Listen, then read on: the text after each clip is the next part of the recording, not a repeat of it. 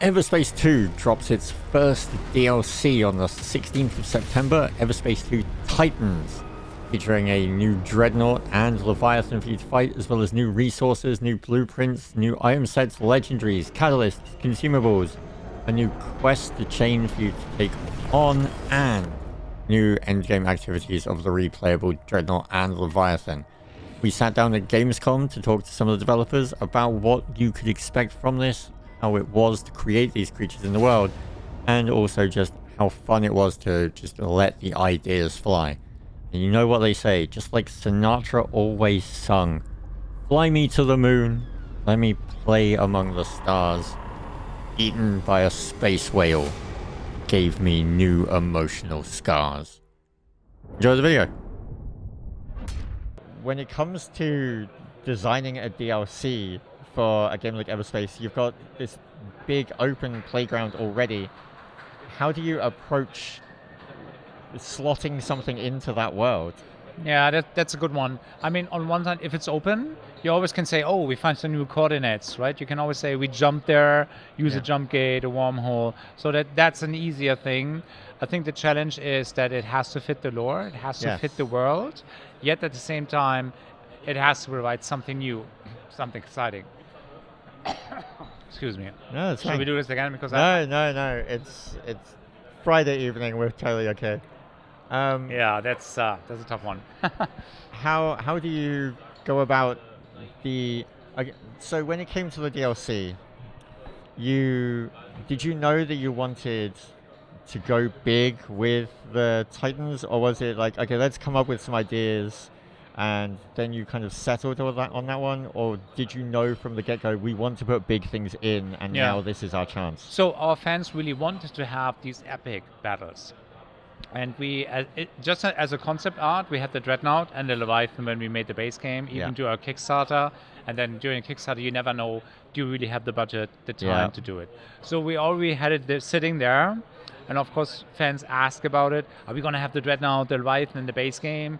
We said, we simply don't have the budget. We went over budget already, but we always wanted to have it.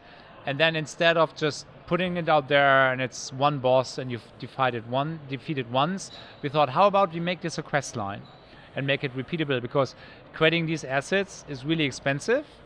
And this is when we sat down and said, well, how can we make this have a cool introduction quest line and then have something that's worthwhile playing over and over again. So this is where we started. And then we thought, okay, how we can place this in the world to make this exciting? And another challenge is, if you put it at the end of the game, the problem is not everybody, the vast minority plays the game to the end. So with DLC content, it's always a challenge. At the same time, you want to make sure that people are familiar with the base mechanics. And this is why we put it in. You have to go to Sector 2 or Sector 3, and then it's there.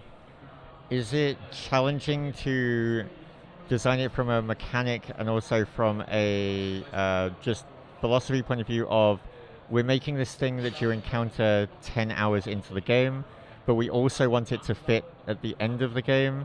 So you have to make it not too challenging, but you have to make it interesting. Yeah. And so was that tricky to kind of find the right balance? Yeah, I mean, balancing in an open world is probably always the hardest thing to do, because you don't know what kind of player, what kind of ship class in our case. So it's our character class are the ships.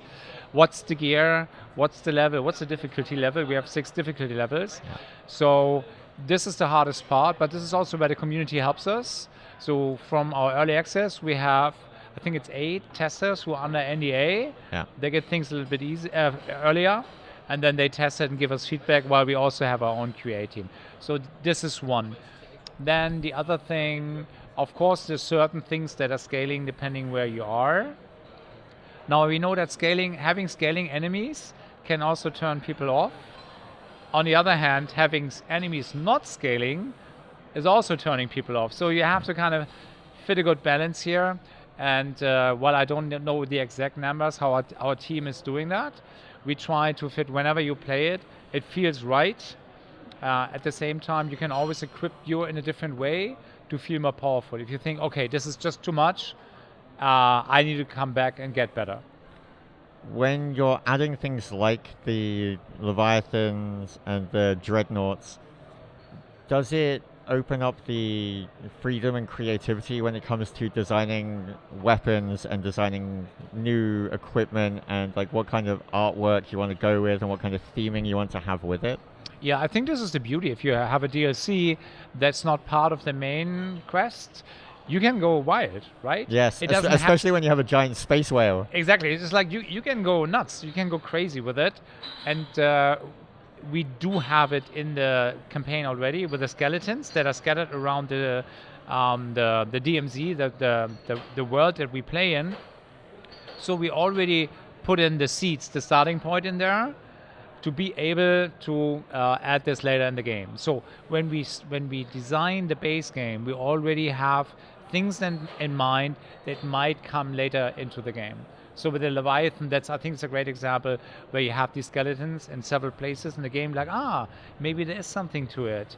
And then we said we could pick up the quest line, say, oh, there are rumors, there's one last creature that's actually alive, let's find it.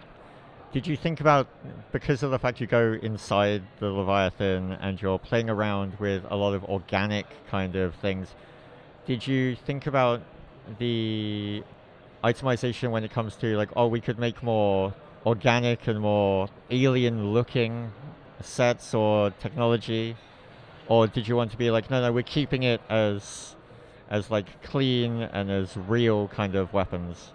That was actually a wish from the design team. I wish we had more alien creatures and weird stuff. Weird stuff is so fun in space. Yeah, exactly. Yeah. And then this Leviathan we put it in a Leviathan, right? So this was really the opportunity to have these like little critters that come out of the skin and then do different things. Yeah. And actually some of the ideas came from our lead game designer. He said, I want to have more critters like that. Put it back to our creative director. The creative director went to the art team, go ham, go nuts. We want to have this weird shit going on in this digesting system, because all of a sudden, because you're inside of the Leviathan, you actually do have a completely new game world. Yeah. It's more horror, slimy. It really has that horror vibe because you're inside. Exactly. It's not space at all. It's just the opposite. No. Right? And it has that like Jonah and the whale and like it just it's unsettling as well when also there's creatures inside this whale and you're still not safe. Because part of you might be like, I'm no longer out in space, things can't hurt me, but it's like, no, things can still hurt you inside. Yeah, it can hurt you a lot in different ways at the same time. Yeah, Jonah and the whale, that's the right expression. This is exactly what our creative director had in mind. And to be honest, first, when we had this low budget approach, we thought we might add it into the base game. We thought the Leviathan's there, maybe you just see it there, and you can harvest some parts of its skin. More like just a piece of the set. Exactly, and it's cool set piece, and that's it. We're like, man, if you have a Leviathan, you've got to go big with it. Yeah, exactly. Yeah. And this is why we put it into the DLC and made it one of the key aspects of this expansion. Because if you're adding things like a Dreadnought or a Leviathan, you want to do them justice. And exactly. And we always felt, it's in there in the clouds, and you go there, and you can harvest something, and we're like, really?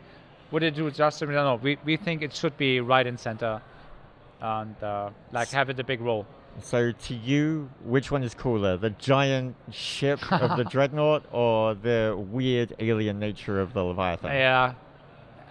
It's really hard to say because they're so different. I know, it's like choosing a favorite child. It's fine. Fair enough. Let me put it this way. If you prefer action and intense battle, it's definitely the Dreadnought because of its combat mechanics. Yeah. But if you're more like, it's eerie, exploration, what's going on, what is this? Then it's definitely the Leviathan. They both fit so perfectly, even though they're both so different. So it's really, it's also really great to see that, like you've mentioned before, you're not just dropping them into the world, you're bringing them in with a DLC. There's new items, new sets. There's these two things that are being added to the story and also being added as like end game, like replayable activities. And you really kind of fleshed it out and made it seem like, no, we wanted to give more things going on than just here's a whale. Yeah, and to be honest, it's a ton of fun. Yeah. And it's with these new things, it's oftentimes the first idea is like,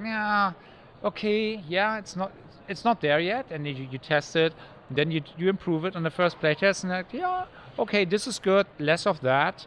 You do the next iterations, the third one. Like, okay, I can see we are onto something. Yeah. You do the fourth, and like, yeah, this is good. And then the fifth, like, okay, now we're talking. Yeah. So typically it takes 5 iterations if you come up with an idea to make it great. So when can people get eaten by a space whale? Like, You mean at what point in the game? No, release date. Release date, 16th of September. Soon. Yeah, it's really soon. So this is the beauty about an expansion. It's not that far away. And we also, of course, we wanted to use Gamescom as a big beat. This is our home turf, Germany. Yeah. Other people coming, the media is coming, and this was the perfect opportunity to show it. And while the Leviathan is something we show exclusively to the press, the Dreadnought you can actually play at the India Arena booth in Hall 10.2.